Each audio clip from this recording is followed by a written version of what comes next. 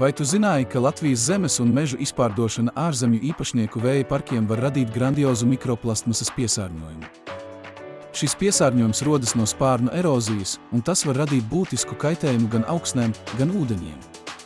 Spārnu erozija no vēja parku turbina ir radījusi milzīgu mikroplasmasas daudzumu, kas nonāk gan augsnēs, gan ūdeņos.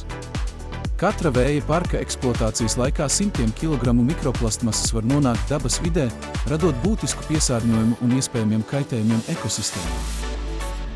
Mani sauc Mārtiņš Ate un esmu deputāta kandidāts no Tauta Zeme valstiskums saraksta numur 13 Eiropas parlamenta vēlēšanās. Mūsu balsis ir svarīgas. Tikai kopā mēs varam panākt, ka Latvija zied Eiropā, saglabājot savu unikālo identitāti un brīvību. Balso par Tauta Zeme valstiskums sarakstu numur 13.